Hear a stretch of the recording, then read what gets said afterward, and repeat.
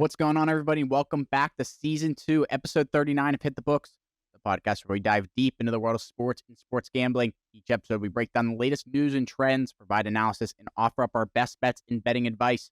So let's jump into this week's episode of Hit the Books. On this week's episode, we have Huff in studio with me, Mackie and Ace from home. We got a little bit of everything this week.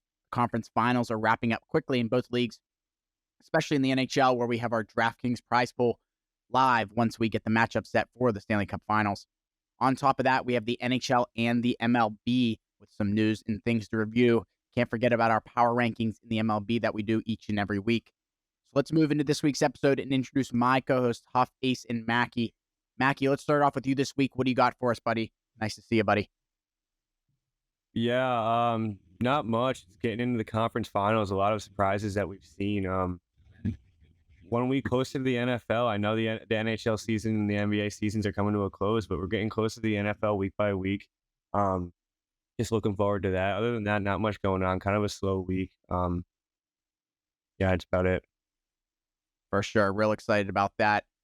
Ace, let's shoot it over to you next. What do you got for us, buddy?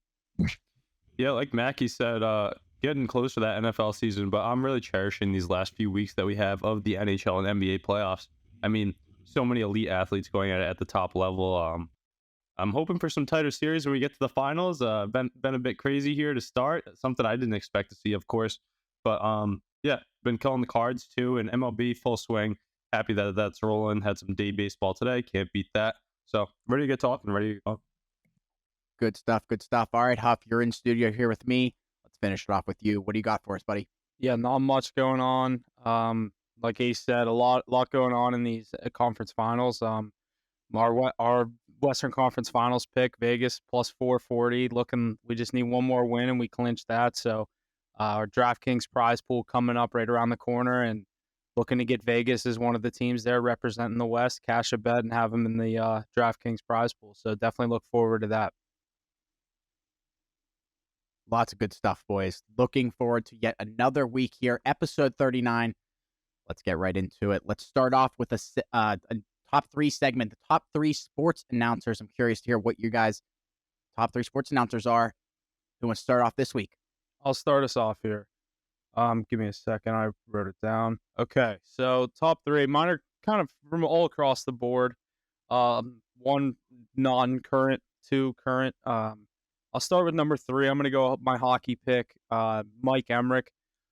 Classic Wednesday night hockey, the rivalry night on NBC. Mike Emmerich's calling the game. You knew it was a big deal. A lot of classic Sid Ovechkin rivalry games were called by him. So hearing his voice a lot in the older generation of the NHL, definitely one of the best to ever do it.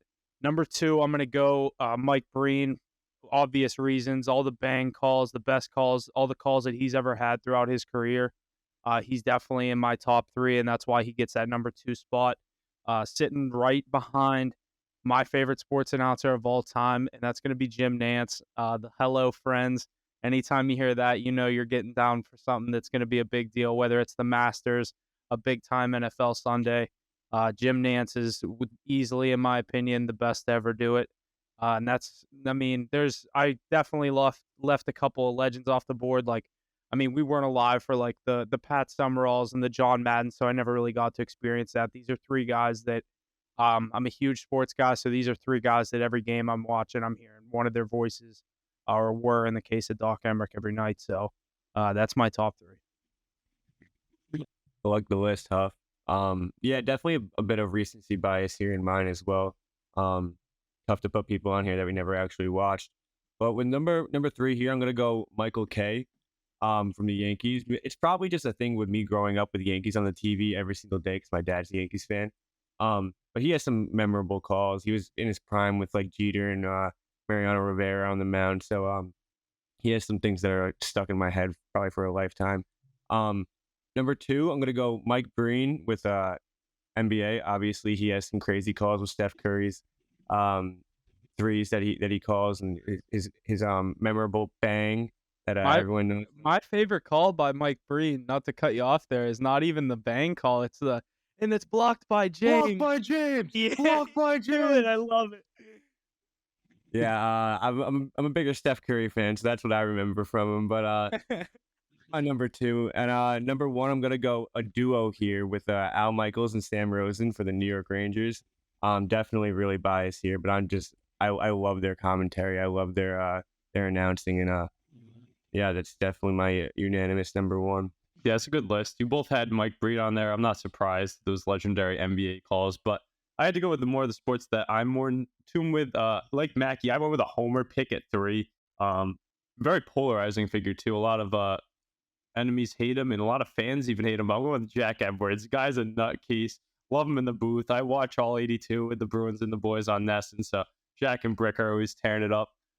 He says some crazy shit, but you gotta love it. At number 2, I'm gonna go with Al Michaels. I mean, legendary. Going to Sunday Night Football, him in the booth, like such that clean voice. So many classic games. Reminds me of the Patriots dynasty as well. 20-year dynasty, 6 rings, not a big deal.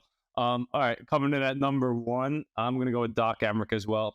Huff at him on his list, but how can you not love him? Like the things he says, waffle boarded away, and like crazy things like that. I mean, just iconic, and that brings me back to those initial Winter Classics. I feel like that's when he was really in his heyday, at least in my lifetime. So That first Winter Like- Classic, I can think of that when Crosby was in the shootout, and Crosby can win the game, and the the way game he says was sick. Crosby too, he's Yeah, like, and Crosby. Yeah, it's Yeah. like, oh, like a young lady from Shawinigan, like the random sayings that he has. Young Like, lady. just iconic.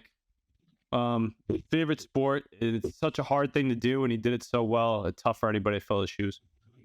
Yeah, Al Michaels is definitely one of my honorable mentions. That I was trying to get him on there, but if it was 5, he's number 4 for me. If it wasn't like favorite or like best ones, I would go with one of the most hype ones. I can't think of his name. Is that guy that does college and NFL? I know he's current in the NFL right now. He's pretty electric when he announces. I gotta grab his name, but let's hear Jesse's.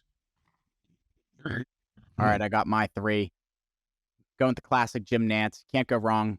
You know, he's all over sports. Like I've said, the Masters, all over every sport you can think of. When you hear him talk, you know you're going to get something good. Behind him, Doc Emmerich, classic old schooler in the NHL, like like Ace said.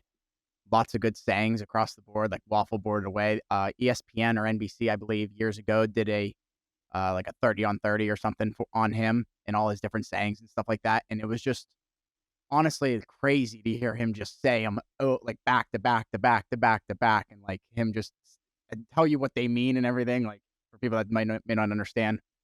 My third one is Penguins' own Mike Lang, classic radio announcers. Also has some really good sayings. Make me a milkshake, Malkin. Scratch my back with a hacksaw. Legendary Stanley Cup calls for the Pens. And an honorable mention, Pierre Regis Maguire. Used to kill it between the benches on Wednesday nights and in the playoffs. Fucking People hated him, but he was there. He made the content. I liked him. I don't know why. I didn't love him. I liked him. Pierre, what a dweeb, but he was elite inside the glass. Let's go down inside the glass with Pierre. Like that's iconic. They send the fucking dorkiest dude down to sit in between the players, and it's like Everyone know, used I- to one of them used to suck fucking Crosby's cock too. They used to say he was up his ass. yeah. Yeah, he loved pulling out those stats too. He'd be like, "Oh yeah, when he was playing for the Rimouski Oceanic, he had like 17 goals in 13 games when he was wearing dark jerseys." What? He did have the wildest stats. He'd be like, "Yeah, another- his twin brother played like for 2 teams that should have went all the way to win it." It's like, what? Yeah, another honorable mention that I left off was Kevin Harlan, another NBA guy, but definitely not in my top 3. I just like him as one of the better NBA guys.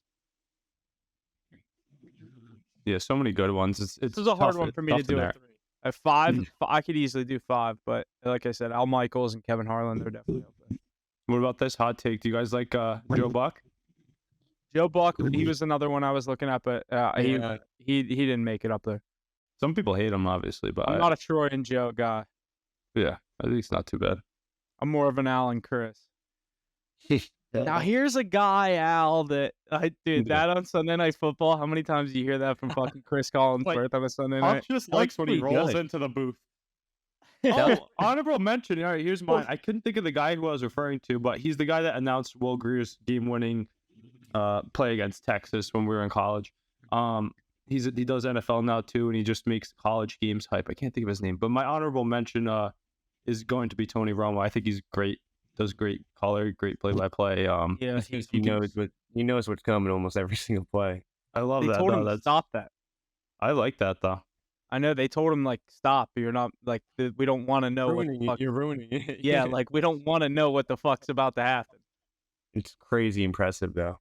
Yeah, I like what he does. It honestly, he's a good analysis too. Too bad he wasn't more athletic. Might have had a few rings. Oh, he played for the Cowboys too. It's a tough curse.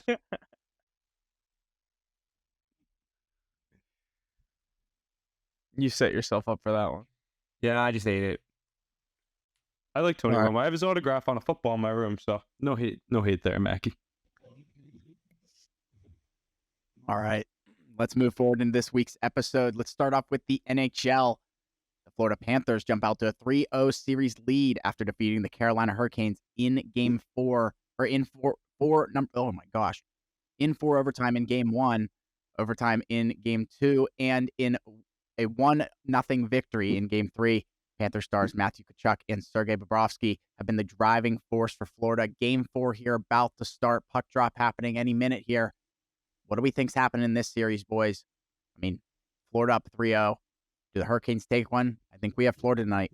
What do we think? Yeah, get the brooms out. This Carolina team can't win on the road in the first place, especially with all the momentum this team has. Bobrovsky's been a stud in the pipes, obviously with the shutout last game. I don't think Carolina pulls one out.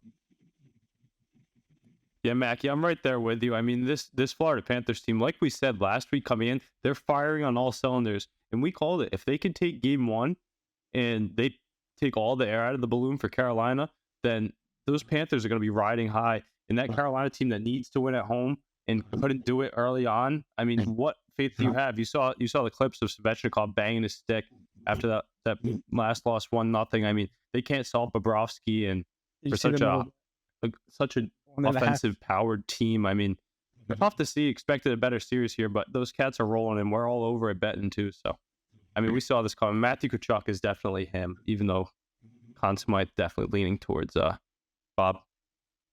Yeah, and I definitely have. I've been the one that's kept picking against these Panthers in each of these series. Not necessarily the first round. I've made my take on that, but at least this round, I'm the one that said I think Carolina goes up 2-0.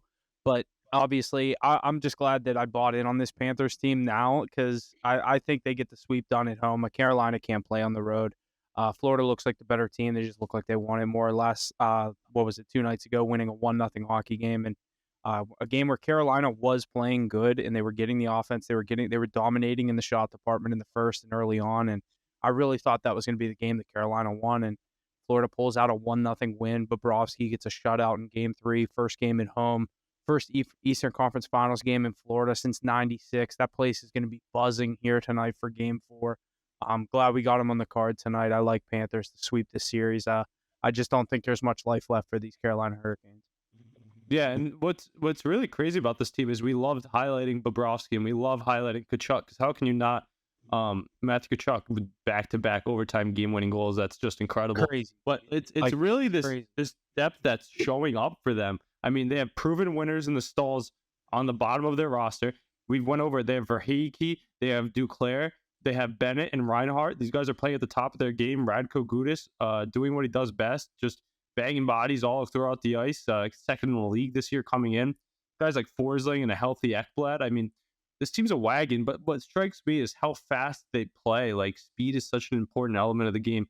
How strong and fast this team plays is really what's getting the job done for them. And Paul Maurice hasn't bought in, you can tell, with 3 straight 1-goal games. Yeah, I mean, like you guys said, that the video that we posted, your guys' take on them last week was spot on. I'm just glad, like I said, I bought in on them. I was not, at no point did I think Carolina was going to come into Florida and just turn the series around and go back, kind of similar to what we saw in that Rangers-Devils series in round 1, where Rangers won both games in New Jersey, and then they went back to New York, and the Devils won. Like, the road team just kept winning. I just didn't think that was going to be the case here. And like I said, I like Florida to get the sweep tonight. Yeah, that first game was just so massive and took the air out of everything. And then they really believe in the Panthers too. That's what just more belief. Everybody keeps buying in now. And I wonder if they'll gain some respect going into the Stanley Cup if they can get it done. but I really don't think they will. I think they're going to be No, disrespected yet they'll be again. the underdog again for sure. No, but I'm not even saying that. I don't know about that. They're going I to be don't know. underdogs for sure on They're the not gonna have line. home ice. They're the underdog. Yeah, it'll be closer, but I think that there's going to be a lot. You're going to see a lot of people taking that Western Conference team, which should be the Knights, obviously. But I'm just surprised that a Brendan Moore coached team with the depth they added in Burns and whatnot can't figure out how to get the job done once. And I know 1-goal games, it's such like it could go either way. Literally, every single game could have gone either way. But how do you not pull out one of these three? Yeah, I mean, I think game 2 is even a bigger game than game 1. I mean, I was expecting, like we said last week on the pod, that the Panthers were going to steal one on the road. Stealing both on the road from a team that can only really win at home in the playoffs, that's been notorious for that, is pretty incredible. And that's why I just can't see Carolina winning a game on the road, because they've been so notorious to lose games on the road in the playoffs. And this team is just so hot right now. I just can't. I can't. I think this team is dead. And the thing about Rod Brind'Amour, I mean, when was the last time he won an important game? He's been known for not getting over that hump year in, year out, and this team just can't do it. And they got past the Eastern Conference semis for the first time, and now they're going to get swept 4 games to the 8th seed in the finals, which, I don't know, it's pretty embarrassing. They got to figure something out over there. You know what's funny to me is the fact that like we're touching on Bob so much, and when you look at it, I guess goaltending is the difference in this series. But these Carolina Hurricanes goalies are playing well, but I still think that's a deficiency in this team. I know that 4 overtimes is a lot, but that first game, that Kachuk goal, that was pretty soft that he let in to lose that one, in my opinion. You got to have that one. I know you've been the 7th period. I know you're late. Everybody's tired, but it's a point-blank shot in a shot in the slot without traffic. Got to come up with that one. Such a backbreaker at such a crucial time. He was already in the locker room. We were failing to mention game 1 goes to 4 overtimes. That's anyone's game with less than 20 seconds left in the 4th overtime. Half of those Carolina players looked like they thought the period was over, and that's why they always say play till the buzzer. There's 18 seconds left in the clock in the 4th overtime. This guy turns around and rips one out of nowhere.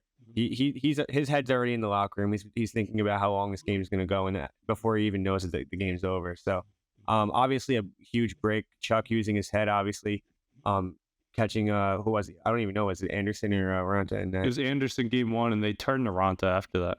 Yeah, caught him off guard. I don't think going to Ranta is the answer here. I think that was a pretty bad decision as well. Even though they both played well.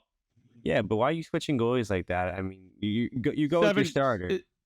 It's probably just because they wanted to give him the rest. They expect the series to go a bit deeper. I mean, 7 periods is a lot for a goal. You know that. You know, I mean, you lose game 1 at home. You don't really sit to play 7 games. You sit to win game 2. You need to win game 2. It's a must-win situation. I'd be hungry to come back after losing in 7 overtimes too. I mean, to get put back on the bench, is a tough spot. But such few offense from such a high-flying team. I mean, the style of play that the Panthers have, they wear you down, they buzz. I mean, they get the job done. And I think throughout these series, guys like Gudas are taking a toll. Even guys like Reinhart and Bennett are playing hard-nosed hockey, and that's what's winning. And the brick wall in net definitely helps. Yeah, definitely helps. He's earning all of that $10 million contract right here in this run. The amount of shit that was talked about that contract, from me included, he's making that money now. You know who doesn't do this? I mean, good luck to whatever he's dealing with, but Spencer Knight doesn't go on this run, especially at this age.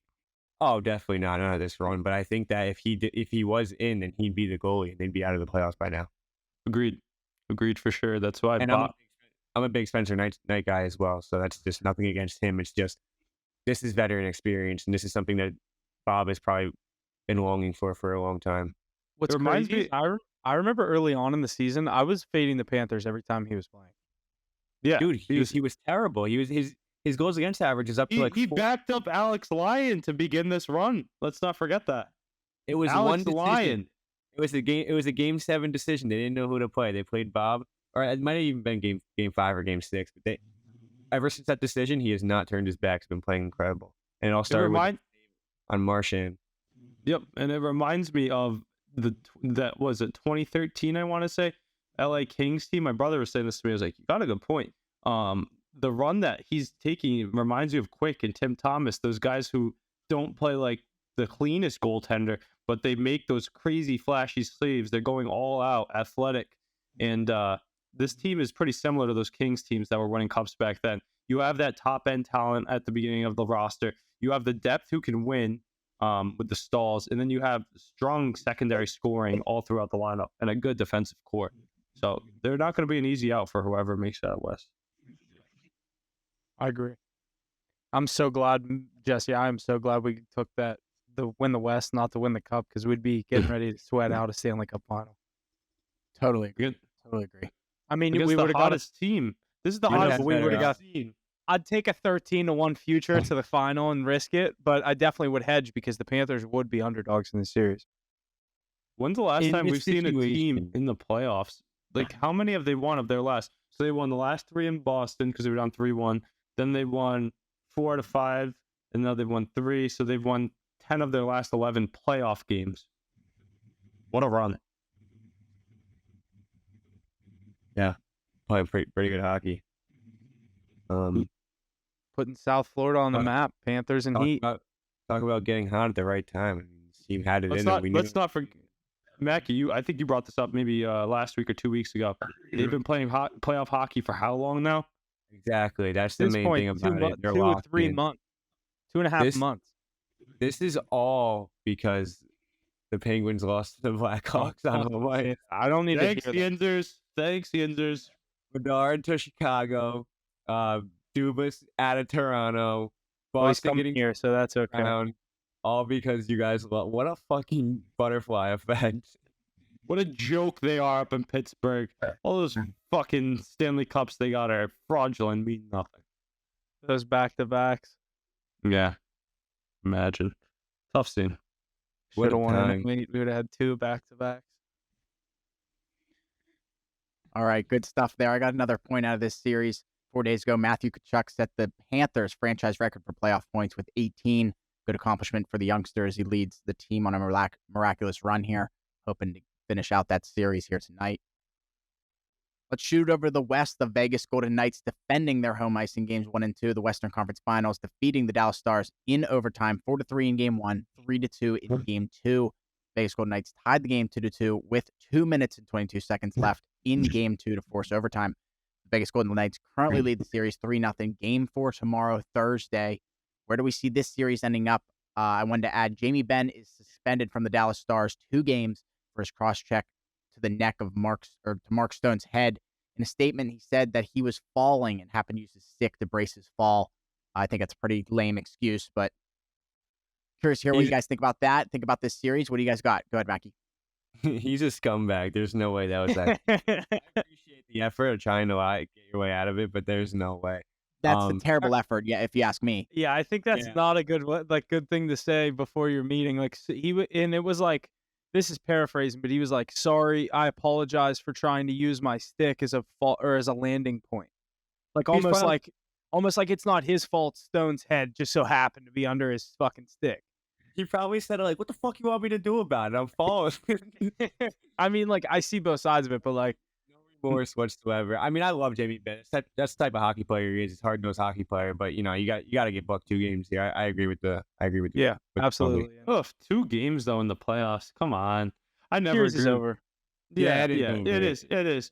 But they're just making sure that Jamie Benn's out while it's over. It's Yeah. like, even if you guys can sweep going out at home, you don't get a You're chance not to playing play in Vegas Game 5. Yeah. No. Like, especially when they go back to, if they happen to go to game 5, we know the Vegas is going to smack them at home. And, it gets trippy there. It's like Jamie Benn. Like, we know what you're going to do. We know your MO. Great hockey player, but that's what you do. You got to spark the boys. You're pissed you're losing. Because you've been in this spot. How many times? I've said this on the podcast. How many times have the Dallas Stars gotten so deep into the Western Conference playoffs and failed to even reach the Stanley Cup? It's happened yet again. Yeah. They got there, what, in 2020 in the bubble against the – or not in the bubble. What year did they get there against the Lightning? That was Montreal and Winnipeg. It was the year before the bubble or a year after the bubble? I can't remember. I don't really know, to be honest. They play Nashville? No, they played the Lightning. Yeah, the Pens beat Nashville. No, I'm saying, did they play Nashville in the oh, never mind. Wait, Stars made a cup? Yeah. When? With this 2019? I'll fact check myself. No, I'll they look didn't, that because up. 2019 was Boston. 2021? Lightning? I'm looking at. It has to be. It has to be 2021 because they played the Lightning. They won in 2019, 2020. So the 2020 Stanley Cup. So the first one for the Lightning. Is that right? Yeah, you But are right.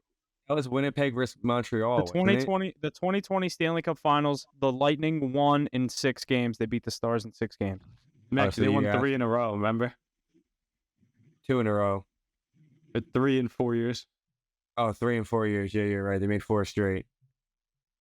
Shit, I forgot they 3-peated him. Crazy. Yeah, we tend to forget that as none of us are Lightning fans. But yeah, it's just another tough luck, and I'm surprised they're going out in terrible fashion here. I mean, I thought they had a pretty good run, and I thought that the depth that the Dallas Stars team had would be good. But as we've said before, Vegas is due. I know they're a new team, but they know what it takes. They have Bruce Cassidy at the helm. Even with Aiden Hill, like he's standing on his head just because of their brand of hockey. And the people in front of him, I mean, that's such a wagon Huff spin on it since he's been in Vegas. I think he got hammered. Someone put something in his drink and said, turn him into a trance and turn him into a Golden Knights fan. He's like, they look like the Penguins. I'll ride with it. So yeah, he's got good value on it, and love that he's sitting on that Western Conference future with only 1 game to go. Yeah, I actually do think Dallas gets one. It's tough with no Jamie Benn. I think on their home ice, I think they will get a game. I think you're not going to get anything similar to that Game 3 performance out of Ottinger. I think he has a big home performance here, and I like the Stars to at least force Game 5. And then, like you said, I think Vegas has their way with them in Game 5.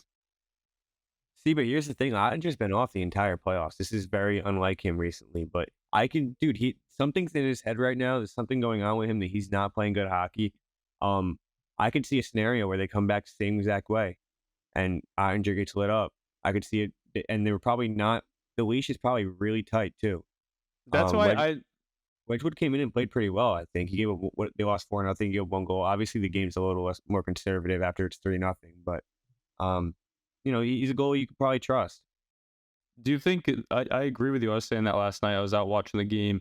I saw some of that while I was watching the Celtics. But what was I going to say?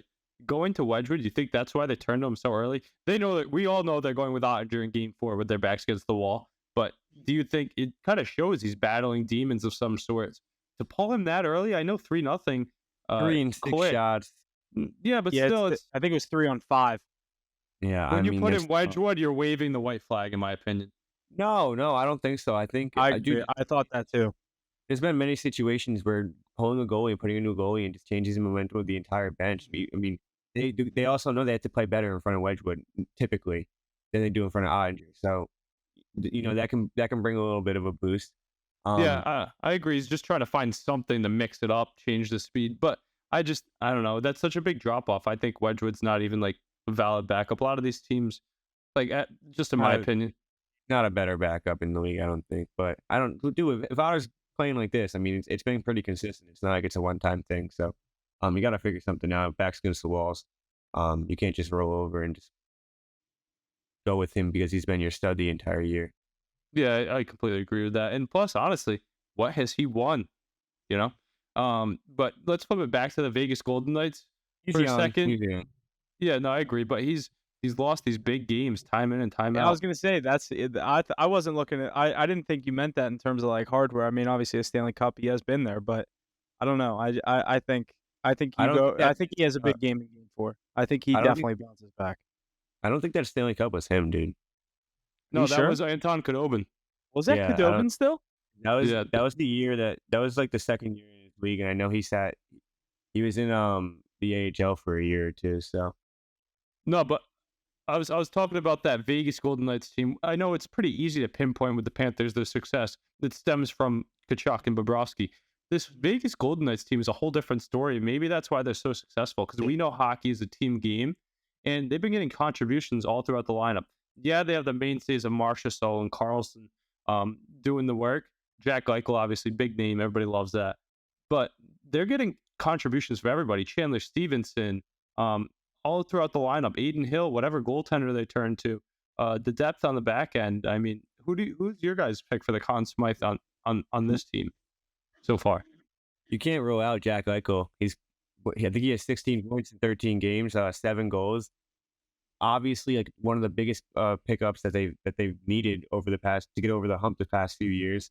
Right now he's my pick for if Vegas does win the cup. I think it's gonna be tough because Aiden Hill is gonna have to stand on his head 7 games in the straight finals. if they want to win this, if they want to win everything. So, and up to this point, Aiden Hill has stood on his head. He stole a few games from the Oilers. Obviously he hasn't had to do. I mean, he's had to do some work, but he's been able to work with some leads in this Dallas series. Dallas has played pretty bad, but you can't rule out the goalie. And for either of these teams, both goalies definitely have a shot at the Conn Smythe. Yeah, I agree with. Oh, sorry about that. Let me run through some odds here real quick. Sergei Bobrovsky coming in the lead at plus 200. Jack Eichel behind him, plus 375. Mark Stone, plus 550. Matthew Tkachuk, plus 550. Jonathan Marchessault, plus 1,400. Aiden Hill, plus 1,600. And Chandler Stevenson at plus 2,000. Jack Eichel plus 375. That's my pick out of those. You want to know what's crazy, though?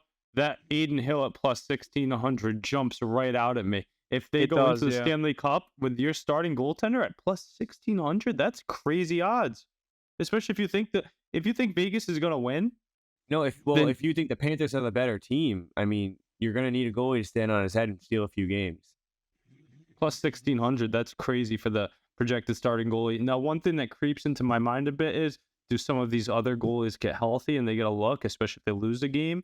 But the thing is, if you're riding high and they go on the sweep or go 4-1 in the Western Conference Finals, Aiden Hill has earned the right to take the crease going into the finals too. So, I mean, I might just throw on it for that odds. Now that Jesse said that, I want to go do it myself. That's crazy. I see what you're saying with Hill. I think like Mackie said, I think Eichel being the piece, kind of the missing piece that Vegas didn't have these past couple of years, and I think he's the reason they're going to get the job done. I think he's a huge part of the reason why they're there. Mackie said he has all the points in the playoffs, and I think plus 375 on the best player the best player on the team going into the finals is crazy value. And obviously Bobrovsky plus 200, but you got to think they got to win the cup for, you know what I mean? When's the last time did they even do that in the NHL? Can a loser win the Conn Smythe? It's only happened a couple times in history. No way, it happens. Yeah, it's happened with the goaltender. I didn't know that. Did Jagier win it when he lost? Maybe. I gotta check. Well, we should have won it in 2014. But just my point. Throughout our lifetime, how many times has the goaltender not won the Conn Smythe? So you might as well just throw on both goaltenders and have a good odds. But I do like Eichel, the way he's been playing. All three Penguins Stanley Cups in my life have not been a goalie. Have they? Malkin in 2009, Sid. Who got it in 2017? I'd have to look that up. I don't think a Penguins goalie's ever won it. Yeah, definitely not a Penguins goalie. Like Fleury's never got it. I'll look it up. Well, he only has one. Murray has two. It's only happened once, and it's the last time the Philadelphia Flyers. Sorry, Philly fans, if you're listening, some more bad news for you. The last time the Flyers won the Stanley Cup, or no, they didn't win the Stanley Cup. They lost because the Flyers, and this is the only stat. But the only time a loser has won the Conn Smythe was Reggie Leach in 1976, when he had the most goals in the playoffs with 19, and lost to the finals. They got swept by the Canadiens. It's crazy. But I like the value on Hill for sure. Definitely a good value play if you're looking into that 10 to win 160. Yeah, Sid, just back to what I was saying. Sid won back-to-back cups in 16, 17, and back-to-back Conn Smythes. Not a big deal. He's like best player, one of the best players ever. Yeah. That's different. And like his continued run, like we're talking about Eichel too. He's going to have to do a lot more because think about how much Crosby did in the finals. He did more than what he did on the whole run in the finals. Yeah. You know what I mean? So it'll be interesting to watch. Big game players. That's why, you know what I mean? Who comes out when the lights are the brightest. Yeah, definitely. But it'll be fun to watch. I'm excited to see a Vegas-Florida potential matchup. I do think that those guys like Gudas could slow down Eichel and Marchessault and Carlson a bit, but maybe that depth and Bruce Cassidy can grab one. Cassidy and Maurice both have lost the Stanley Cup final. I mean, they'll be facing off to get there first, so it'll be interesting to see a lot of firsts on both sides. Mm-hmm. I think we're gearing up for a pretty good Cup final after we saw these big teams go down in Edmonton, and I mean, I never had a pick on them, but After Toronto gets to the second round, a lot of people were picking them to get there, and all these big names in the league just kind of kept dropping. And I'm excited for obviously Vegas and Florida both up 3-0. I think it's pretty safe to say that's going to be our pick or the final, but it's happened 4 times in the NHL before. I do not think it's going to happen at this point. I like that to be our final matchup, and I think I'm excited for that matchup. I think it is going to be really good hockey. For sure. 2 teams fire on all cylinders. Yeah, absolutely. 2 teams with a pretty big home ice advantage, and obviously Vegas's advantage is, that's one of the, in my opinion, best home ice advantages in the NHL right now. And but Florida, every time I watch one of their games during the regular season, there's no one in the stands, and then in the playoffs, this place looks like electric. So, But they've been road warriors throughout the playoffs. They've been elite on the road. Yeah, I was gonna say, and but like in these games, they look electric. When your team's an 8 seed playing like this, you have a good reason to. I think they only lost 1 road game all playoffs so far. I was gonna say the 2 best road teams in the playoffs left are Vegas and Florida. Yeah, just the 2 best teams overall, just dominating. For a good reason. You got to be able to win on the road. When's the last time we saw any conference finals this dominant? In the NHL? I couldn't tell you. In my Very good lifetime. question. In my lifetime. I remember the Bruins swept the Penguins at one point. That in a wasn't in a conference final. conference finals, though, I don't think. Yeah, it was. Yeah, that was the year you guys won the cup, I thought. No. Was it? Did we sweep you in the conference finals, though? I think you did. I'll look at it. But yeah, that'll be interesting. Yeah. I can't recall another. Sweeps aren't that often in the NHL. It's so hard to win 4 games in a row in the NHL. But, like I said, I think Vegas wins this series in 5 games. And I like Florida to bring the Brooms out tonight. Yeah, just to fact check it, we swept you in the finals in 2013 when we lost to the Blackhawks. Okay. But I knew it was an Eastern Conference Finals. But both sides to be this tilted. Craziness. And in the NBA, too, we're about to get into that. We're just seeing all these crazy leads. Like, I want to see one fucking 7-game series. Oh. Don't even get going there. Hold your horses. We'll get into it. Okay, we'll get into it. Fucking calm down. I got another point here in the NHL real quick. These conference finals are finishing up. Do you touch the conference finals trophy if you're Vegas or Florida or whoever happens to win? What do you guys think? No. Who do you think? No. If Automatic. I'm kind of blanking. What have the Penguins done? They don't touch it. I'm going to look this up. Or they do touch it. There's no way Sidney Crosby touched that trophy before going to the finals. I'll tell you that. I feel like there's only certain teams that do it. I think you're right. I can't remember. I'm totally blanking. I feel like Canadian teams like to touch it, hence why they don't win Stanley Cups. But as I'm too superstitious about everything, in baseball, I wouldn't step on a foul line. In hockey, I'm not touching that trophy. So, what's it look like in the NHL? Is this it? I think it's a picture of Sid Malkin holding it. Yeah, but what year? Look at the first time they won a cup. Hold on, let me see what trophy this is. Mackie, would you? Here's literally an article about it involving the Penguins. Some teams that win the Eastern Conference consider it to be bad luck to touch the Prince of Wales trophy. Sidney Crosby is clearly not suspicious as he skates it around the ice in Pittsburgh. Wow. And then goes on to win back-to-back cups and back-to-back Conn Smythes. I'll skate it around. I'll follow what Sid does. I'm cool with that. I was going to say touch it, because if you don't win the cup, I'm going to low-key be pissed that you didn't enjoy that, especially if you're on your home ice. No, I'm about superstition, too. I probably wouldn't touch it. Not everyone's Sidney Crosby, so. Mackie, especially as a goalie, you are not touching that. No, Only bad nowhere, things come from nowhere near it. I'm not even near it. Get it on the other side of the picture for me.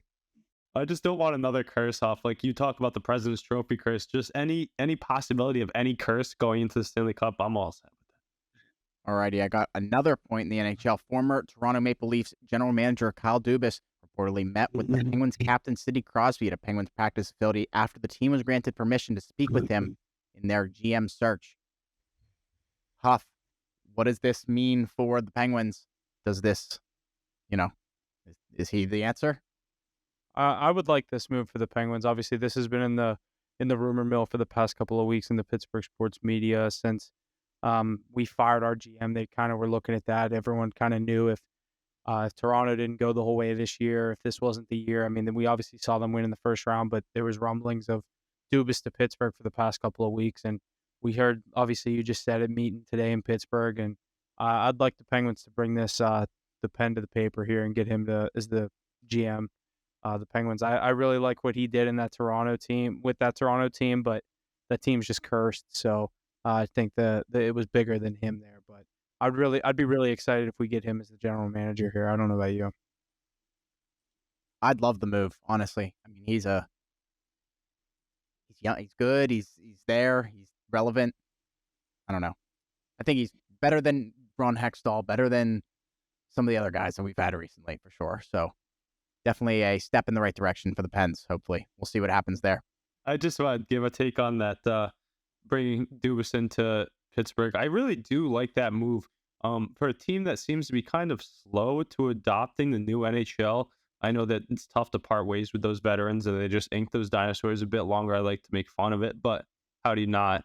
I think that's good to bring in a younger guy like that. And really, what did he do wrong? That'd be like canning Don Sweeney from the Bruins because they lost in the first round. Like, he built a great team. He built a championship caliber roster. They put up a career year. I know it may not be the best, but one of the best seasons in a while, at least for the Maple Leafs. They got past the first round. He's gotten done the right things everywhere. I think that this Penguins team that was pretty stagnant at the deadline this year and years past could benefit from bringing in a guy like this and maybe get them back to the postseason. Yeah, I definitely would look forward to this if we bring him in. For sure. All right, let's move over to the NBA.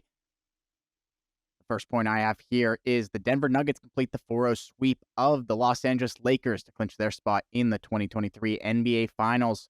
This will be the first time that Denver will play in an NBA Finals in their franchise history. So huge feat for them.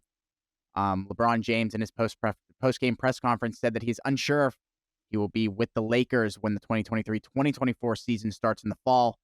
And retirement is in consideration. Curious to hear what you guys think about this series. The Nuggets just taking down the Lakers with good, easy fashion. LeBron talking about retiring. What do you guys got for us? Yeah, so I'll start us here. This was my Western Conference Finals pick in the NBA. The Denver Nuggets, Nikola Jokic, one of the, if not the best player that we've seen in the past couple of years in the NBA. I think this year he's going to get it done. He gets the sweep of LeBron and the Lakers, and I love LeBron, but we all know that retirement talk is bullshit, and that's just so the conversation is. So we're sitting here right now talking about LeBron not retiring and, what it means if he does retire instead of us talking about LeBron getting swept in the Western Conference Finals. That's just, I think that's him covering up his ass, but we all know LeBron's coming back. But major props to the Nuggets. I thought this was the best team in the NBA coming into the playoffs, and Jokic is really showing what he's capable of. He's like minus 400 to be the Finals MVP. So what this guy has done throughout these NBA playoffs is just insane. Averaging a triple double in these playoffs, it's crazy. So what he's doing every night, the jump shot he hit over Anthony Davis in Game 4, the 1-foot three that was he's just so fucking good and so fun to watch. He does it all at all aspects of the game and from all points of the floor. So I like the Nuggets to win the whole thing, but the fact to get out of this series and sweep them, and I don't know, the Lakers they couldn't play defense throughout parts of the series. They couldn't contain Jokic and Murray. They had their way in this series, and that's why we saw a 4-0 sweep. Yeah, Huff. Obviously, you picked this a while ago, and I was not very high on them, especially towards the end of the season. But Jokic, I mean, best player in the world. He's been for the past 4 years. Nobody can deny that, in my opinion. I think he should have won MVP again this year. But he's going to get a ring this year, in my opinion. I was going to say, fuck the MVP. He wants to get him the ring. You know what I mean? This year, especially if he's playing the Heat, which is looking like it. Not easy to beat Jimmy Butler, but I mean, when you're the best player in the world, we saw it 4 games in a row. You just swept LeBron James. First time LeBron's ever been swept. Oh no, he got swept in the finals to Steph. But to sweep this team after all the momentum that they had going into this series, just beating Steph Curry in 6 games.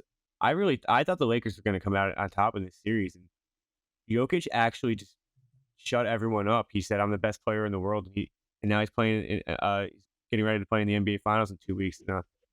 Nobody else deserves it more than this guy.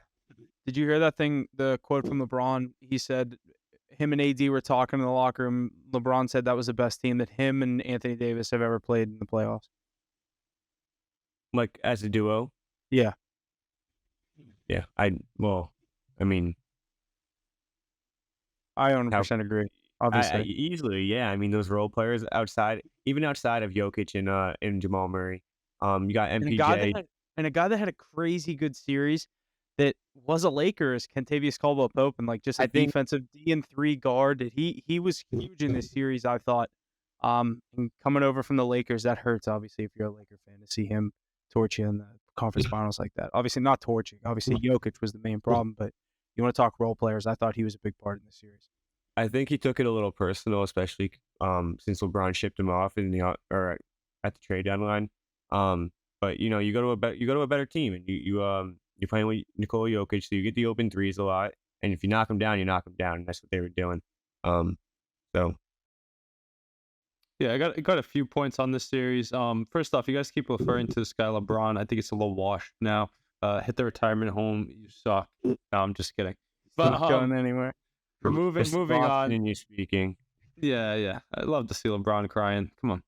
But he can have more Taco Tuesdays with his family. Maybe get to watch the real James play. Bronny carry on the namesake better than he did. Not lose as many finals. The list goes on. But Kentavious Caldwell-Pope, good take on that, Huff. I agree. He has been a nice little unexpected piece to step up, and he had kind of a weird path to get to this Nuggets team. If you remember when he was dealt from the Lakers, went to the Wizards. I don't know if he had another stop on the way to Denver, but really fitting into that role very well. Flying under the radar with guys like Jamal Murray and Nikola Jokic carrying the way. I think having Michael Porter Jr. healthy is such a key to this team. The depth they have around them, this is a championship caliber roster. I mean, when has Jokic played with both of his two sidekicks really healthy? I mean, it's nice to see.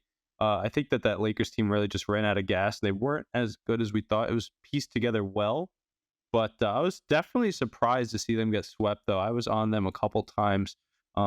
Just believed in that LeBron legacy a bit more, believed in Anthony Davis. But this Denver team's on a mission. Like you said, what's better than getting 3 straight MVPs? Maybe getting your first ring. So definitely has a great chance. Unsure of who will play. Like that Mackey dubbed the Heat to already be there. When he dubbed the Knicks and Sixers to meet in these 2 conference finals, he was wrong. But that's all right. We'll get into that series soon enough. But Jokic is one of the best players in the world. Being down 3-0 is a little different than calling a Knicks and Sixers series before the series even start. But we can just we could just forget about that. Don't let them get one. Yeah, they got one. It's not a bad spot to be in, down 3-0 in the Eastern Conference Finals. Better than sitting on the couch and watching like those Knicks are. I mean, we're both sitting on the couch and watching, so we're both in the same situation. No, I'm standing up because I'm still locked into the game. My horse is still in the race. Just keep celebrating while you can. You got about 26 hours left. I think that's a good segue to get into the next game here. Jesse, if you want to introduce my boss. We definitely have a line on this game. Let's talk the line. I think it's Celtics -8 in Game 5.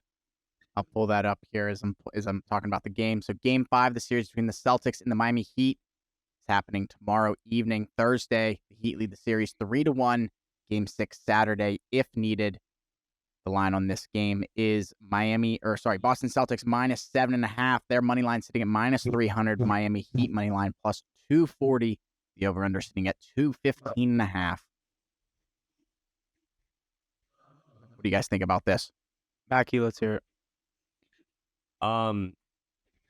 Yeah, I do think Miami closes this out, but I was just talking before. This is obviously going to be a very good game. Going to be hard to go in and beat Boston 3 times in their own stadium. But like I said earlier, Boston isn't the best team at defending home court, but they usually they get the wins on the road. But going down 3-0 is very tough. So I could see Boston winning this game, going back to Miami for Game 6 in a must-win situation for Miami. But Jimmy Butler, especially Eric Spoelstra. Eric Spoelstra is not going to let a team come back from 3-0 and sweep them. He's got a little smirk on his face, but I don't Yeah, know. I'm happy to hear you say that the Celtics are going to win this one at home, because that's all you got to do is take I it one didn't- game at a time, Mackie. I did not say. I literally just said I think the Heat are going to win. I just said I wouldn't be surprised if the Celtics pull this out. 7.5-point favorites, unbelievable. I'm definitely going to be hopping on plus 7.5. Probably not going to take the money line just because I don't want to double down Because on you it. think the Celtics are going to win? Well, they're a 2 seed. They should be up 3-1 on an 8 seed. Yeah, but no, they're down 3-1. So, What do you think about Game 5, though? What do you think about Game 5? Like, right now, where are you leaning? Who wins I that just game? said he thinks the Heat I win. think Miami Heat close it out. I think Jimmy Butler finds a way to get it done. Then why wouldn't you throw on the money line? Because I'm taking the plus 7.5. I don't want to double down. I think there's way more value in the plus 7.5. I thought it was you that said in the NBA playoffs you want to hammer that money line of those dogs. It's really been covering. Might as well. He You're wants you to right, take it you're so right. bad, I dude. know. No. No, I don't Sorry, want you yeah. to, because I don't want you to lose your money. What's crazy to me is we were talking about the Celtics team. They were down 3-2 against the Sixers before. And you know what's crazy to me is they play their best basketball when their backs are against the door. I mean, it's like they actually awoke a beast by going down 3-0. It's pretty crazy to me. The backs are kind of through the door at this point, no? No, that'd be if they were out and watching like LeBron. They didn't lose that fourth one yet. I forget who said that quote, but it takes 4. All you gotta do is win 4, and they still have that opportunity. You have to win 4 before the other team does. They got to take it one game at a time, though. Such a crucial matchup here. And Jason Tatum, what a terrible start to the series. But when does he show up? When it matters. We saw it in Game 7 against the Sixers. We saw it in Game 4 against the Heat here. He put up over 30. Again, best player on the court, night in and night out. What about Game 6 in that elimination game that his team carried him on? Yeah, it's nice to see. That speaks volumes to that Celtics team. They have guys like Jaylen Brown. They have guys like Malcolm Brogdon, Derek White, Marcus Smart, Robert Williams, Al Horford. They've been in these situations. 3-0, one of the toughest things to do of all time. But I jumped on it plus 650. You know what the odds were today when I checked? Plus 250. That's crazy. I mean, what's crazy is plus 650 being down 3-0. Lakers are like plus 1,300. But obviously they're a 2 seed. Lesser opponent, though. Yeah, no, definitely. I definitely think if you're sitting at where you're looking right now, I know that when it was 3-0, you had to win 4 in a row. But where are we today? You only have to win 3 in a row. I've seen the Celtics team do it time in and time out throughout the year. I know it's a different game, but every inch is going to be fought for. Every point's going to be so important. But I think when it comes down to that nitty gritty and it's backs against the wall, playing the best basketball and everything matters, I'll take the more talented roster every time. Give me Jason Tatum and co. instead of Jimmy Butler and co. So when you go down the line, the Celtics stack up much better. You do still have to win 4 in a row, but yeah, I think Jaylen Brown needs to step up big time. I think they squeaked one out last game. It was a little bit of a scare, but Jason Tatum had a hell of a third quarter and they pulled away. But Jaylen Brown does not look good at all. No 3-ball whatsoever. He hit one and he like praised the Lord. Didn't hit another one after that. You can tell it's in his head. It's at the free throw line too, which is killing him. The Celtics have been awful at the free throw line, especially in the first half. I think Jaylen Brown really needs to put that mask back on his face and get his superpowers back. Get that I was gonna say bring out Batman back, and I don't know. When he doesn't have the ball, he just doesn't move around. It just looks. I don't know. He doesn't look like himself this series. Yeah, it's definitely in his head. But the good thing is, I mean, maybe not a good thing if you're riding momentum and whatnot, but they just won that last game, which was massive. It's massive to get out of there because I said it all. If the Celtics are going to do this, right? If they're going to come back, the toughest game I thought was going to be Game 4 in Miami. And what's crazy is the Celtics didn't even play good basketball, and they still beat the Heat by double digits. They've yet to play their best basketball. Is it going to show up? I think so. I hope so. You got to hope that Tatum, after putting up 34, can kind of find his stride. Because at a point, he kind of took over that game, which was nice to see. We saw Joe Mazzulla actually using his timeouts. He found out he had them to stop those Heat runs. That's important because he didn't before. But obviously, it's a tall order. Every game, every quarter, so important. But yeah, I like the defense they played. It showed me that the Celtics can really lock down and completely shut down this Heat team when they need to. It just sucks that they have to get to this moment where they could lose a game and be out for them to play better basketball. Yeah, I do think the Celtics win Game 5. I think if the Heat are going to win this series, it is going to be Game 6. in Miami, but I like the Celtics in Game 5. I think 8 points is a lot. I don't know if I'll be taking the Celtics -8. I really wish there was another series going on because I'd just tease it with the game the next night. But I do like the Celtics to win Game 5, and then Game 6 is going to be very interesting what Miami does. But not really sure which way I'd go there. If I think the Celtics would force 7, or if I like the Heat to wrap it up in 6. But I like this series to at least go 6, and I'll take the Celtics tomorrow night. Huff, you know what's crazy? How quickly has your narrative changed at 3 games? Do you remember before Game 1 last week we met before this podcast? You were looking at an alternate spread -11.5. I think that team is still, and nothing happened to that team. They just had 3 letdown games, right? And some of them were close too. I still think that team's in there, and if they both play to their full potential, it's asking a lot. But if they do, then the Celtics should be able to handle them. I think you're really underestimating this Heat team. I mean, they're really good. No, Jimmy Butler's one of the best playoff performers of our time. I'm not underestimating them. I agree. I agree. I feel like people are just forgetting about how good the Celtics actually are, though.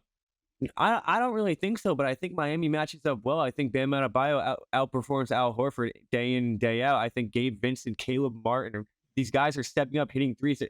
They're shooting like 50% from 3 in these games, which is crazy. Which is abnormal. Like, I don't think that trend keeps up. But it's not like it's not one game. It's like game after game after game. These guys are stepping up, and I don't think there's an answer to beat that 4 times in a row. That's what I'm saying. I think if it's a 3-1 or 3-2, I don't know. What you just said though, like I would rely on the top end talent that the Celtics have to be more consistent in the final crucial games than relying on those no name guys to shoot at elite levels, Hall of Fame levels. I disagree. I think you ride with the hot hand.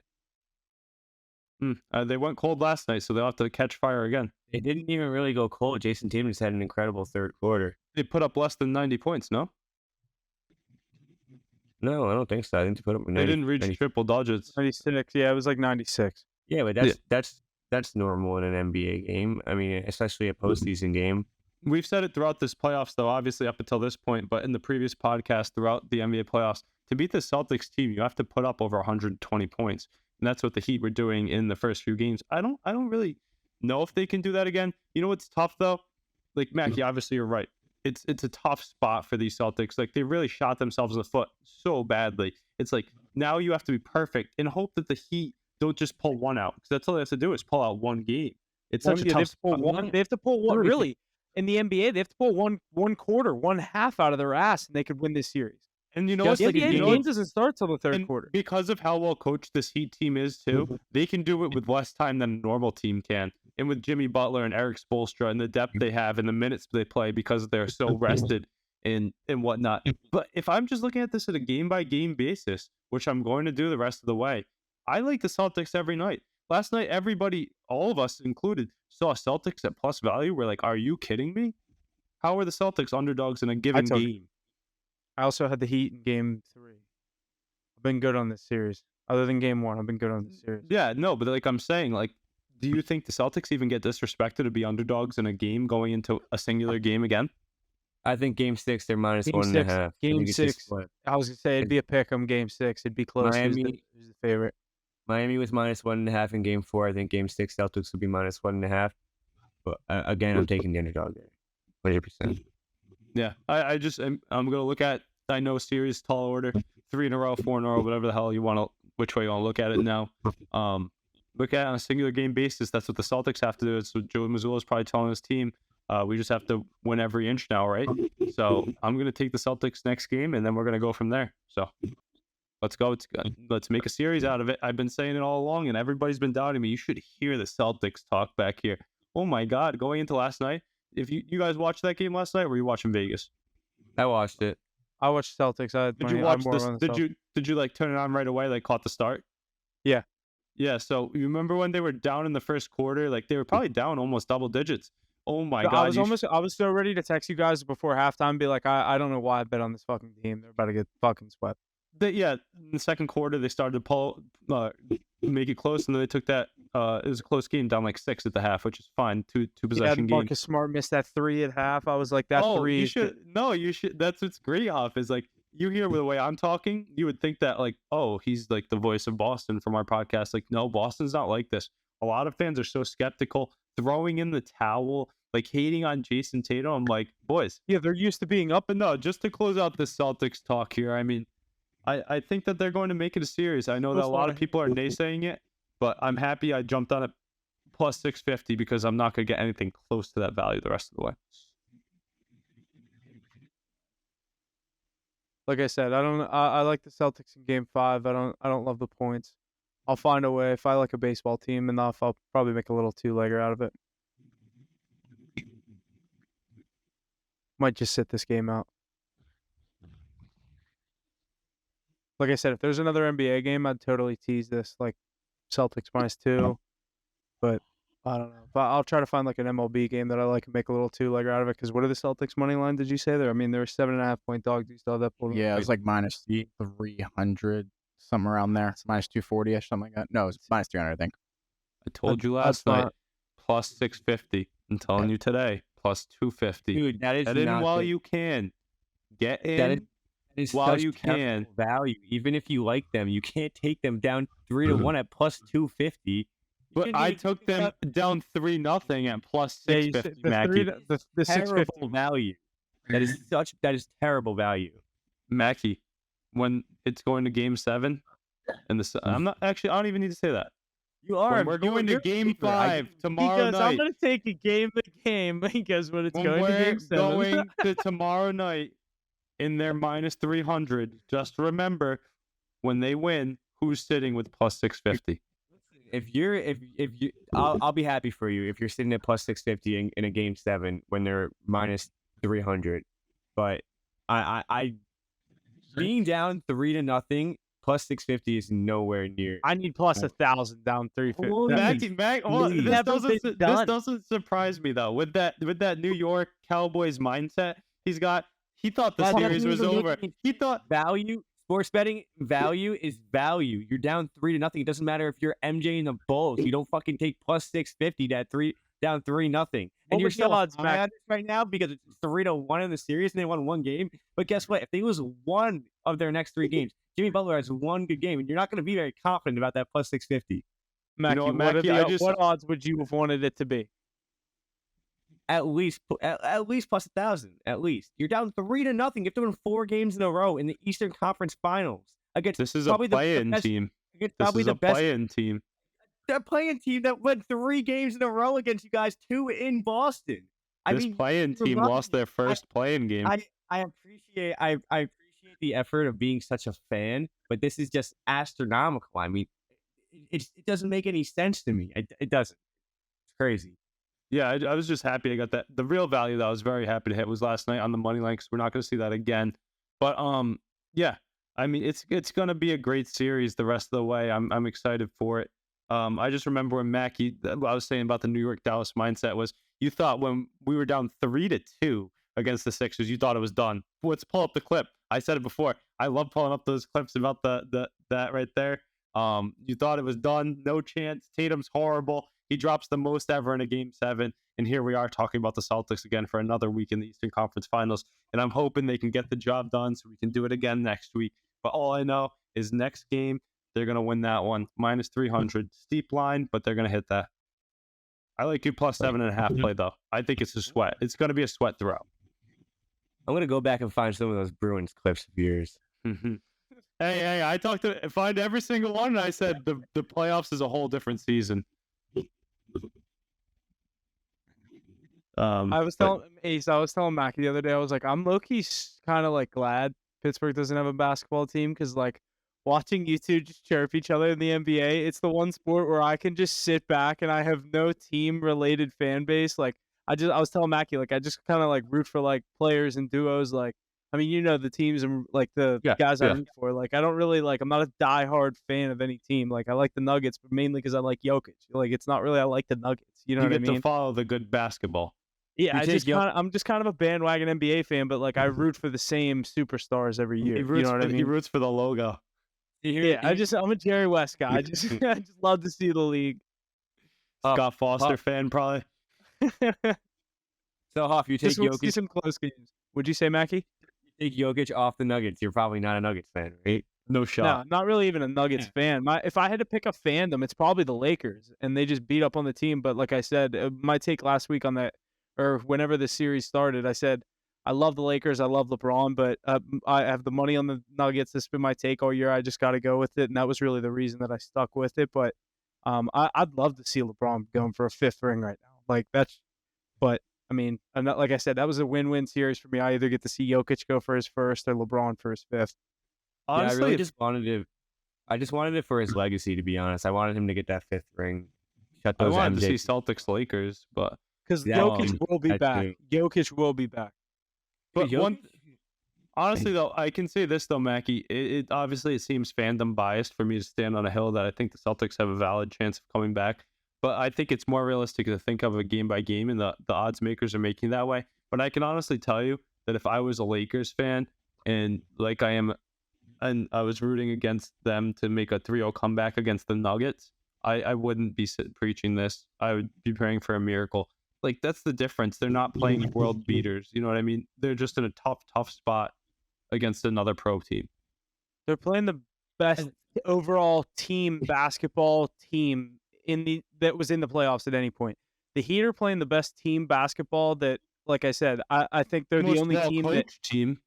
Yeah, easily. Spoelstra is the most underrated coach in the NBA. I know a lot of people, like, if you truly sat down and looked and, like, we all gave top 3 coaches in the NBA, he'd probably be there for all 3 of us. Oh. What'd you say? I was going to say, he gets forgotten, but he is really good. I was going to say, if we sat down and really looked at the list of coaches, he 100% would be on my top 3. But, like, I don't really forget about him a lot because, like, he's always fucking there in the playoffs. So I He think has the I ring. really, Always deep in the Exactly. playoffs. exactly. No, but that's what I'm just saying. Like, you're not worried about, like, a Nikola Jokic or an all-star studded roster or Exactly. like Harden and Embiid. You know what I mean? Like, That's the thing that scares me though about the Heat is they're playing really good just team basketball. So it's like at any given night, like Mackie said, these role players are playing really good. Like, I mean, maybe that's why I just see the last game night. differently. Last night, Jimmy Butler didn't play his best game. I think he only had like 9 points in the first half at some point, and the Heat were winning the game. But it's just like if there's any sport where superstars can really take over and impose their will, I think that's basketball, and that's why Well, I Absolutely. feel like my money's in the good most hands with exciting- Jason Tatum. It's the most ISO game that's like not like a single Absolutely, player 100%. game. I mean, yeah, You can't have 100%. a single person take over in the NHL because he's off the ice in 30 seconds, even if he Yeah, scores yeah. a goal. But that's This why guy- that's why I'm so high on Tatum and Cup. Yeah, but the NBA is different now. It's not like what it used to be 5 years ago. 5 years ago, 2 guys was enough. You need 2 stars and three good role players and probably 2 good bench players nowadays to make a run. So I think those teams can get it 2-0 done. Panthers. That's huge. Shit, I forgot to take the 1.5. Fuck. Easy. Who was it this time? I don't know. Yes. Lundell, Kachuk. Let's go. Tippin. Nope. He fucking 5. They Great net- goal there by the Panthers. Next thing in the NBA here is Carmelo Anthony is officially retired from the league after 19 seasons. Out of all the teams Melo's played for, which was your guys' favorite? You know, he's had some great accomplishments, 19 seasons, 8 teams, 10 All-Star appearances, NBA scoring title, 260 million plus in contract earnings, his own media company, a social justice champion award, and 3 Olympic gold medals just to top that list. What do you guys think about that? Anything? Mackie, is Melo your favorite Knicks player of all time? Yeah, probably just because when I started like paying attention to basketball, he was the face of New York. So yeah, when growing up, I know the Knicks as being Carmelo Anthony. So definitely my favorite Knick. There's obviously like Patrick Ewing, you have players like that, but I didn't watch him. I don't know. So but getting into my favorite Melo, I could be biased and say New York. Obviously, it's too easy of an answer, but I'm gonna go Portland Melo. I loved him in Portland with Dame. When Odie he would just Mello? he didn't even move. He Buddy sat Melo? the entire game calling for the ball, and he either swished it or he bricked it. It's my favorite Melo of all time. He's a lazy Melo. Showing people that you can still come back in the league and hoop. I love that. The best Melo was Olympic Melo. Well, yeah, Oh, yeah. I was waiting Yeah. for you to say that. That's what I was gonna say. I didn't think either of you would, but that's my favorite is Team USA Mello with That's the only LeBron time and he looked like he Kobe and gave a shit, D-Wade. other than like a normal Saturday afternoon at the Garden when he puts up 60 on the fucking Cavs, like on a normal game when the Knicks weren't that great back then, but he has The 63 Bobcat. points. Yeah, it'd be on the Bobcat. Yeah, I remember. We're wearing the Bobcat. all orange jerseys, just ridiculous, like Christmas Day uniforms. Remember when the Knicks used to play on Christmas, Maggie? The good old days when they had back with Melo. Amari Stoudemire. They still Yeah. play on Christmas. Do they? Yeah, every Yeah, they year. just I suck think. off, so you don't watch it. Yeah, they just can't beat. No, they're always the first game. I love the Christmas games. Yeah, I you usually have watch to. all of them, but Usually I 30. remember Melo on Christmas. Like I loved Melo. I never really watched him when he played for the Nuggets, but I was more just like I was pretty young back then. But I don't know, Melo with the Knicks. I used to always use that Knicks team as on 2K. That was my 2K team. So Melo holds a special place in my heart.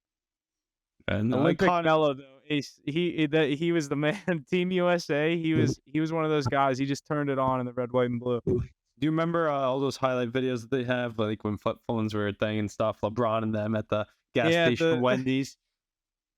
Yeah, yeah. They're all iconic. sitting there. They're making the videos. Him, Dwight Howard, the whole Banana Boat crew. Chris Paul, Melo. Hot take though. That Team USA team was better than the Dream Team. I agree. I mean, obviously, we're this generation. So that was a good Dude, team, though. That was a LeBron, good team. Kobe, Melo, Carmelo, Wade. Kevin Durant. Was Curry on that team? No, I- but Dwayne Wade was. I think they definitely better. But I'm also like way more. I Yeah, think this we're- generation. we're generation, we're all gonna say that. biased. We're so So We're biased. biased. so biased. Those are the best players I've ever watched play basketball. All Those on are the one team. the walking highlight biased. reels. It's biased, but like realistically, a role player today can go in and dominate in the '90s. It's just the evolution of the game. And like I was listening to Charles Barkley on Spittin' Chicklets, and they were talking about the Dream Team back then, and like how big of a deal that was, and like I don't that 2012 USA basketball team that was electric. But I mean, obviously I wasn't alive in '92 to experience the Dream Team with Jordan and what was going on back then. But like I don't you know, ready? I feel like I got Go. the list of that team. All right, and think about this. This is when a lot of these guys were in their prime. LeBron is LeBron- in his prime. He just Yeah. won a ring. LeBron, Carmelo, Kobe just won a ring too recently. Chris Paul, Kevin Durant, Russell Westbrook, Kevin Love, Iguodala, James Harden, Anthony Davis, and Tyson Chandler. They were weak at center because I was a young AD. AD was right out of Kentucky. Didn't even play in the NBA yet. He literally finished Kentucky and then went to that. Coach that K was the coach, and he brought Anthony Davis from Kentucky. That's Obviously, awesome. Duke. Yeah, but just a big time college basketball. He was like, "Yeah, I've seen him play. He's ready." This article's from 2012, July 25th, 2012, before this team played. Who do you think was their player to watch for Team USA? This was a highlighted article by Bleacher Report. Kobe. I don't know. Maybe KD. KD I was coming off gonna an say KD. I'll read it to you. This Team USA coming roster out- is completely stacked, but coming off the best season of his NBA career, don't be surprised if LeBron James keeps the momentum going all the way to London. It's LeBron Alright. James. I that thought it was- was. I thought it was a trick question. Wait, say that roster again. All right, you ready? LeBron James, Carmelo Anthony, Kevin Durant, and Kevin Love. Those are your forwards. Your two centers are Tyson Chandler and Anthony Davis. And then at guard, you had James Harden, Russell Westbrook, Chris Paul, Kobe Bryant, and Darren Williams. Darren Williams. That's that lineup. That's starting five. You have Scary. Durant. You have Durant, James, and then you have like Durant, James, Kobe. Dude, I- young I'd- James Harden was like your What ninth about guy. Russell Westbrook in 2012? Remember the video of them watching New Zealand do that haka and all their Yeah, faces when they're yeah. filming that video? They're all like, "We're about to whoop your guy's ass by like 70 points. So get this out of the way." Yep. That team was so good. That video is so funny too. It's New Orleans Hornets, Anthony Davis at the time. Yeah. But yeah. Melo, great career. Kudos Wild to him. Huddy Melo, definitely gonna miss him. Here's the picture though. There we go. The three of them right there. You got KD, Love it. Kobe, and Carmelo. That's a good one. Iconic.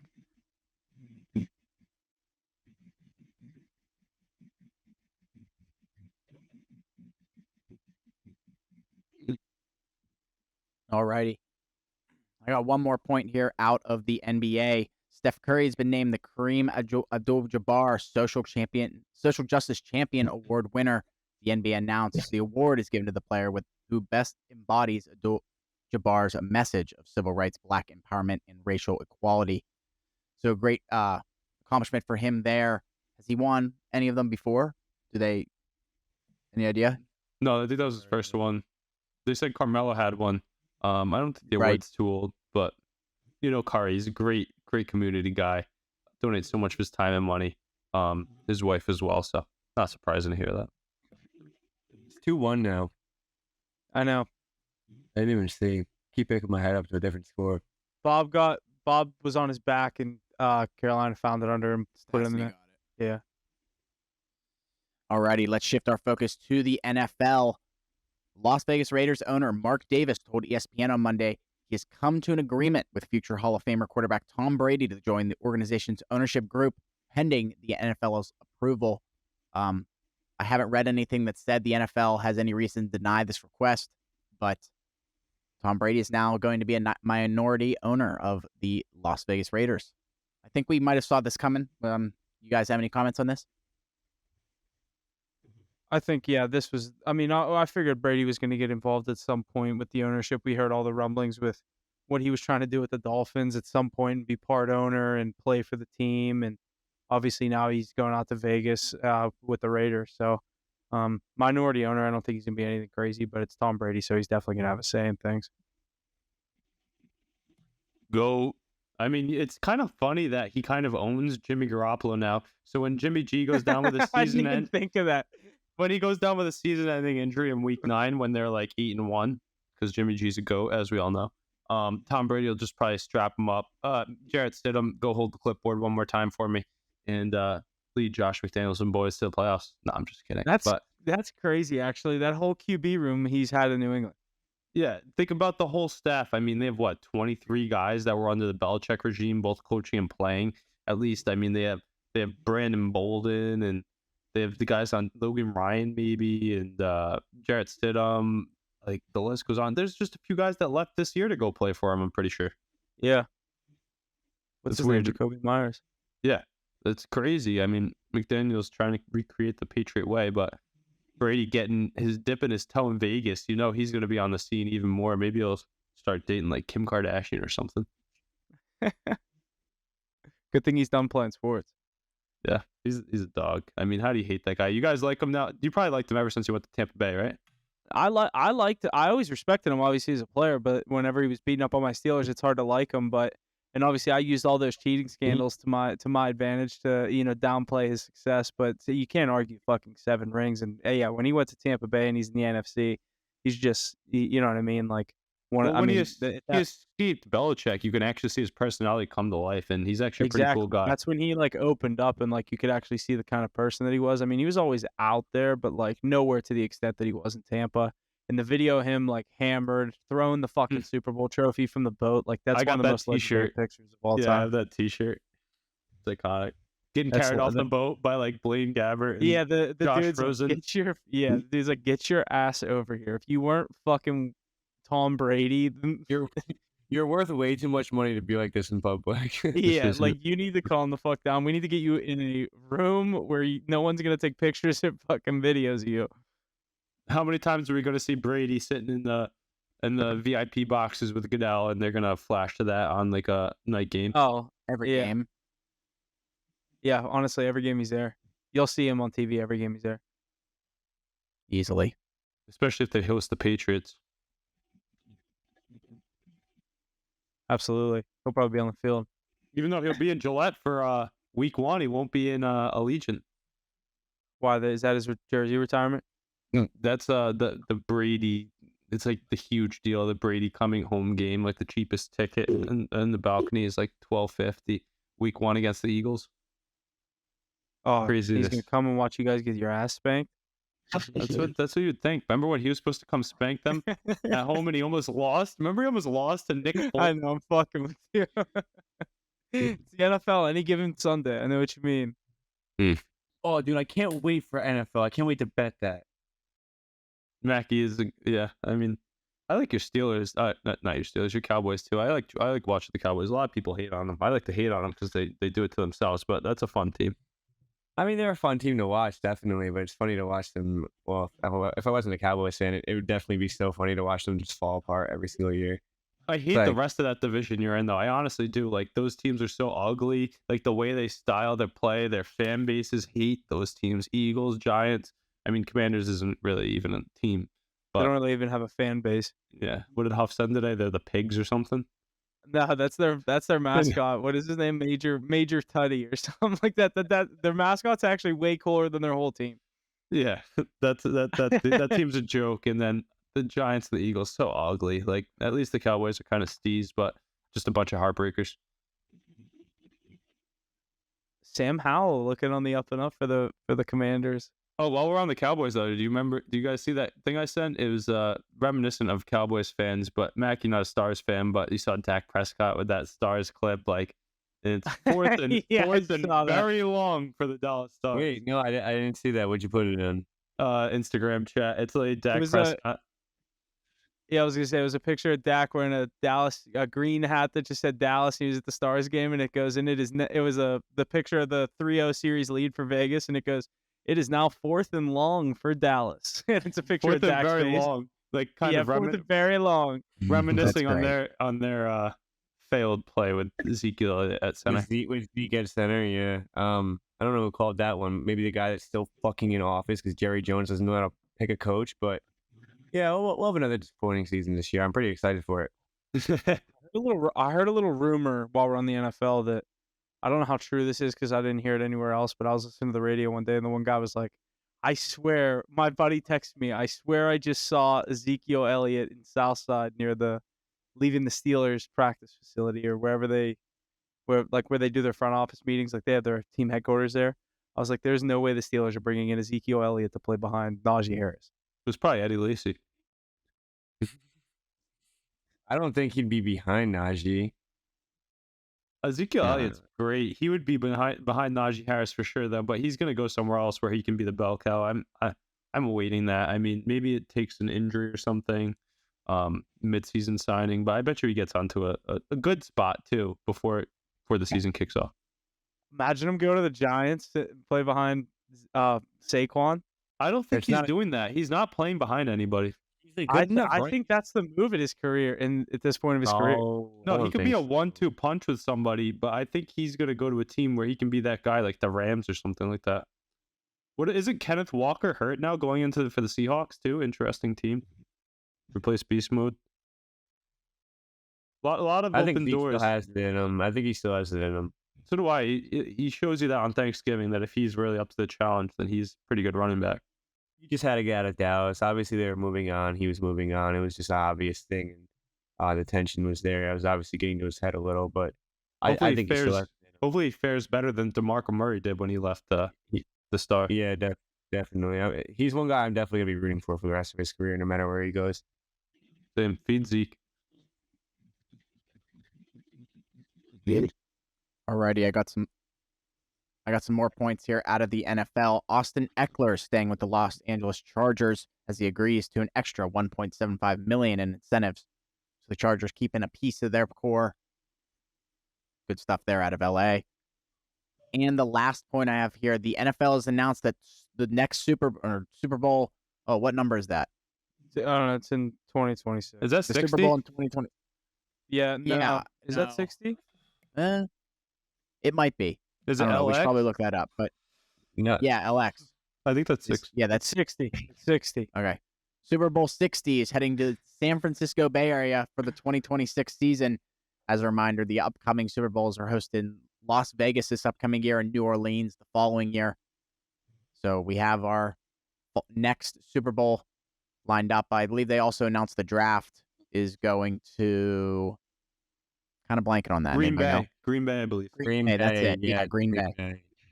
So definitely two That'd be big cool. markets there. I like that Levi Stadium's really nice. So that'll be great to watch a Super Bowl. And you know what's nice too? It's an outdoor stadium. I know the indoor stadiums are cool and whatnot. Players probably like it more, but I like outdoor stadiums. Makes for much better viewing. I like when the elements play a part. You remember when what's his name? Peyton Manning was in the Super Bowl It was really cold, and they thought it was going to affect them. What year was that? He Where was that playing game? Was that in East Rutherford? That was Yeah, that was the year. Yeah. yeah, it was. That was when they beat Cam Newton. Yep. Von Miller MVP.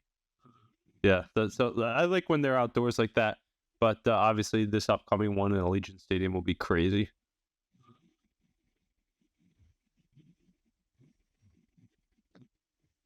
Alrighty, that's going to wrap up everything we have for the NFL this week. Lots to look forward to as that season approaches. Like Mackie said, we all want to bet on it. We're all excited for it. Let's move forward to the MLB. We still have to release this on Instagram, but we have our second week of our power rankings in the MLB. Coming in at number 5, we have the Texas Rangers. Number 4, the Baltimore Orioles. Number 3, the Atlanta Braves. Number 2, the Los Angeles Dodgers. And number 1, the Tampa Bay Rays. So a pretty solid list of our top 5 in the MLB this week. You guys got any comments on that? Yeah, I mean, look at the Rays still right there. That's crazy. How much longer do you think that's going to carry on for, Mackie? I don't see it lasting much longer. I think they're holding on by a thread right now. Them being 5 games over everyone else is definitely helping them right now. But they've been playing. They've come back down to earth in these past few weeks. Just some teams on the outside that we've some of us have put in their top 5. We just can't agree on. Astros sitting right there. They won 8 out of their last 10. They're on a 7 or 8 game winning streak at one point. Yankees sitting right there. Brewers, obviously Twins dropped out of our top 5 last week. They've been struggling. Diamondbacks, just teams playing good baseball. Teams that we're keeping an eye on outside of this top 5. But yeah, these teams are just rolling right now. So pretty self-explanatory top 5 in my opinion. Yeah, you kind of mentioned some of those teams there. That Atlanta team, we have them and the Dodgers consistently in that 2-3 hole. I mean, how do you not? Look at how much talent they have. Rays playing the best record in the best division in baseball, so can't argue much there. Orioles fans rejoice, we got you in there. I mean, that young core is coming together a lot faster than everybody thought. Adley Rutschman, spark plug, best catcher in the league. Pitching staff really having its way this season. A lot of young names: Bradish, Wells, Kramer, obviously Grayson Rodriguez is there. And then they have that closer too. I believe it's Mateo, who's been lights out in the setup role. And then the Rangers, I think they're going to fade out, but they're playing great baseball and they get Jacob DeGrom back soon. I mean, that's what they paid all the money for. But I'm excited for these Astros to catch fire and get into our top 5. Now that Altuve's healthy, a lot of people hate him, but he's a great player. And Jordan Alvarez has been hitting bombs as of late. So we'll see. Just hope my Red Sox can stick around in the AL East. And Mackie, I like that you're wearing that Padres hat today because that's my pick to win the World Series, long shot. I've been saying it a few times. Gotta hope they heat up a bit. Yeah, they obviously have the roster for it. They really need to pick it up. I think they're like 6 games under 500 right now. So long season, we know what they can do. They were there last year or right around there last year. So yeah, just 162 game season. Everyone's got to remember that. Can't jump the gun on anything. Weekly check-in though. Whose team's sitting the best right now out of us 3? Mine's a little bit ahead of Mackey's, I believe, as those Mets are turning around. Huff, I think you might have finally fallen to 3rd place. Or are we still playing? All looking pretty average. Pirates looking better.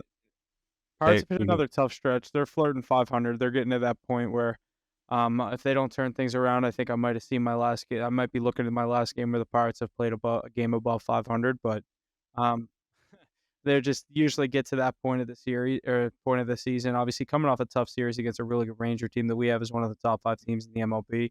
And then this weekend, I think the Pirates get a really good Seattle team in Seattle, so that's not a really good matchup for the Pirates. No, and it just judging off an eye test, not so much records. I think that the Red Sox are the most consistent of those 3 teams with their offense. The Mets are on the up and up though, and they probably have the highest ceiling out of all those teams. But obviously injuries and streakiness of that team is yet to be seen. They have to put it all together. But that Pirates team, I like them, but injuries and to the staff. They need. I was gonna say O'Neal, Cruz, and Velasquez killed them.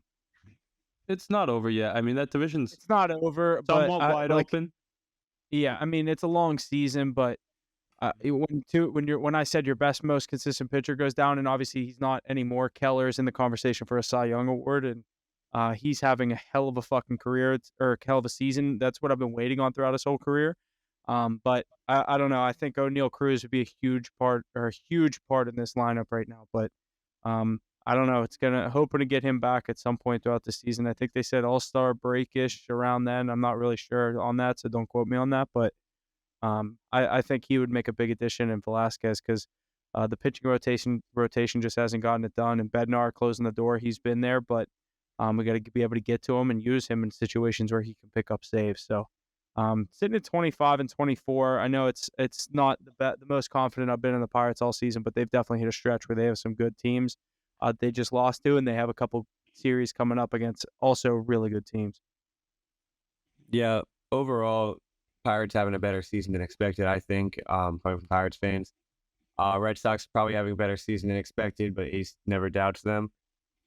Mets not looking the best. Obviously, I had more expectations for this team, but I'm not worried about this team really at all. I think that they'll get over the hump, at least get into a wild card spot.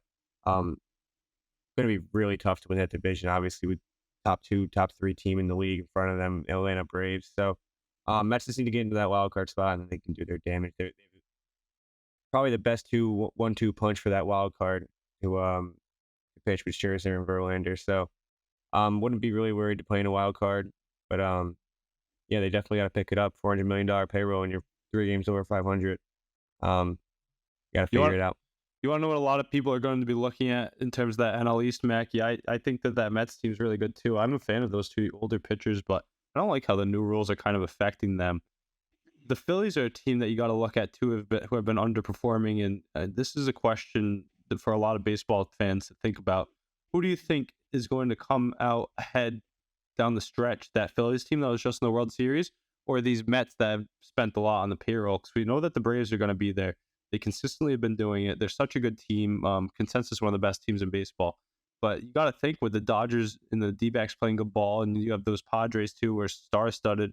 I mean, it's going to be tough to get into one of these wild card spots, and those Mets are going to have to eke out the reigning NL champs. Yeah, they might end up playing them in the wild card, but the Mets roster is better. Simple as that. On paper, it's a better roster. So if they play to their potential, I'm not really worried. But obviously, we know this Phillies team turns it on a notch, especially in the postseason. They have the players to do it. They have the experience. They were just there last year. They know what they need to do to get it done. Being a Mets fan, don't really have a lot of expectations. I mean, I guess expectations is the wrong word. I don't have a lot of hope. I do have high expectations, but they gotta figure it out sooner or later. I mean, they brought in this new owner. You got Steve Cohen spending all this money. Finally, we never spent money up until 3 years ago. You're starting to spend money. You build the roster, and you just gotta perform. I mean, big players gotta perform. Nimmo's gotta perform. You need Lindor to perform. Alonso, Jeff McNeil. These guys, they have to fucking play good baseball. Pitching rotation has to get it figured out. I like that they've dipped down to a bit of their younger guys too. They're giving guys shots. I can't recall the guy's name who's been like a super utility DH a bit, who's caught fire coming up from the minors. But Brett Beatty was a top prospect too, and he's really carved his own role, eking out Eduardo Escobar.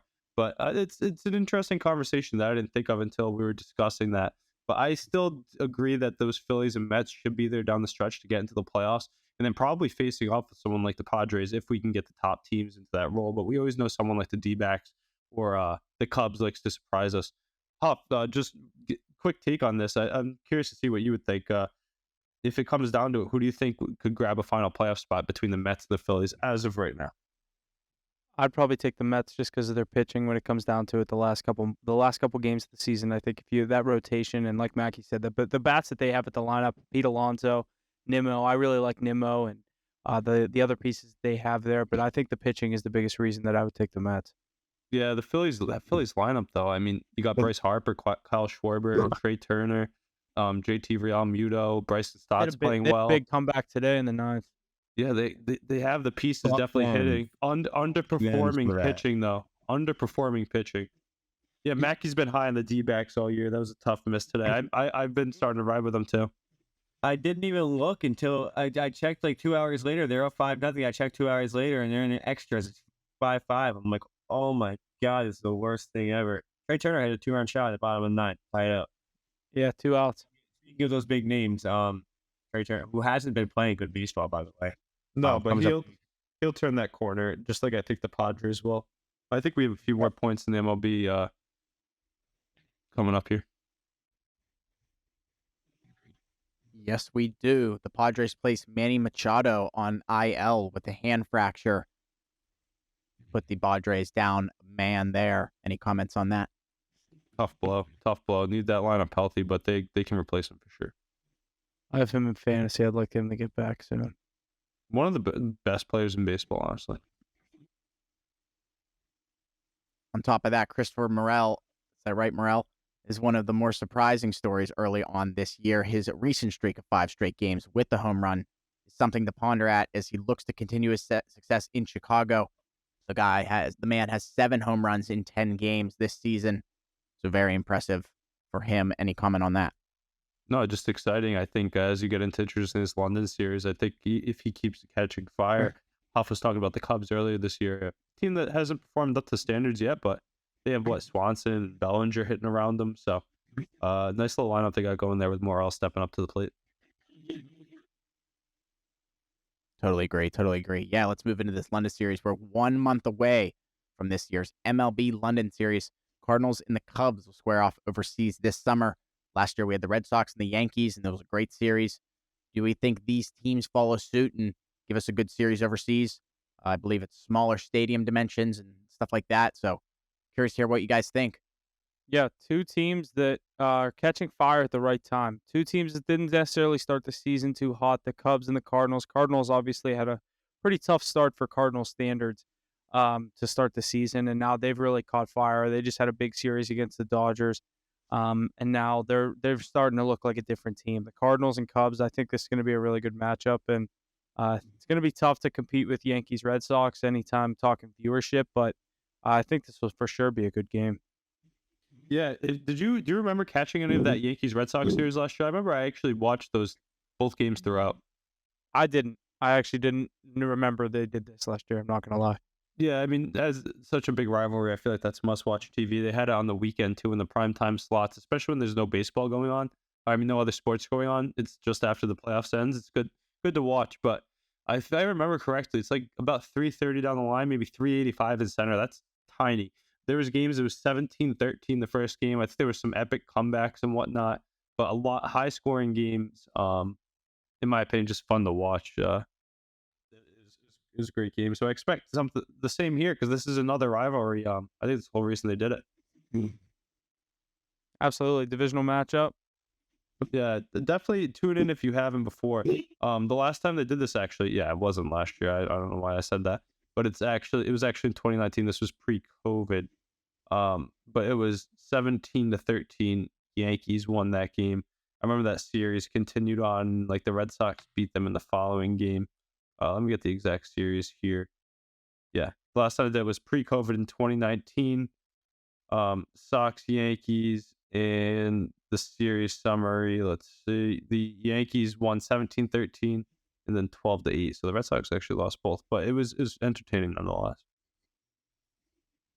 Mac had a little smirk whenever you said the Red Sox lost both. 20 runs and 30 runs. So 50 runs in 2 games, though. Yeah, that's crazy. It's absurd. How small is the field? I think I was just reading it. 385 in center, 330 in the corners. It's actually a little league field that they play on. Venue. It's at it's where they had the 2012 Summer Olympics at London Stadium. 385. Yeah, 330, 385. That's so small. How many home runs? I bet you all the balls are juiced too. Yeah, right. Let's see. Like those Patriots balls. No, those ones that are opposite of juiced. Yeah, they were deflated. They were deflated from Gronk spiking it so many times when they beat the Colts by like 50 in the conference championship. Let's see. 31 were scored. Yeah, 30. That was the second most runs ever in a game in MLB history. What was one, that Mexico series this year? No, 31. It was 20-11 win by the Yankees in 09. Was that when they won the World Series?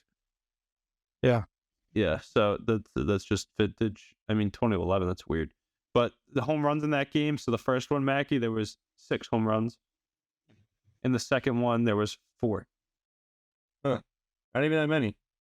No, so just a lot of hits. But still, it's a small stadium. I mean, 10 home runs in 2 games. That's pretty good.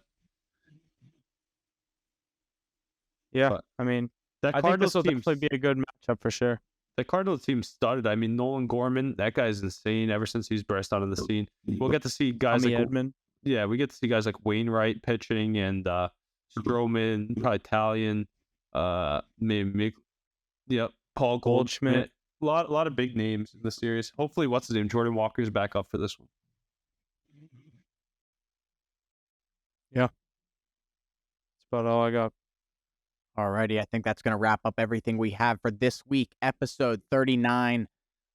We're on it. We're ready. The conference finals for the NHL and the NBA are cleaning up. We're ready for the Stanley Cup finals. We're ready for our DraftKings prize pool, so lots to look forward to in the next couple of days. That's all I got, boys. What do you got? Yeah, for sure. Looking to cash this future in with Vegas Golden Knights to the Stanley Cup final. Other than that, make sure you're following along on all the social medias for all the plays week in and week out. Every night, we got like Mackie and Jesse, and we all said conference finals picks, NHL and NBA. I know the Nuggets series is wrapped up, but Celtics and Heat tomorrow night. Going to be looking to get a couple plays out for you guys throughout the weekend in the MLB as well. So stay tuned. Make sure you're following, subscribe, comment, leave a rating, review, whatever you can do. It really goes a long way. Other than that, thanks for listening. We'll see you guys next week. Yeah, I You mean, said it better myself. yes, you're not wrong. Celtics, let's go. Win tomorrow night. Stay alive. Got to put the city of Boston on your back as the Bruins let us down. Be ready to go for this DraftKings coming out next week for the Stanley Cup. Hopefully we can get 2 sweeps here in the NHL so we can get rolling on that and get it out to you guys. Looking forward to it. And we'll keep going on the cards per usual. Tune in.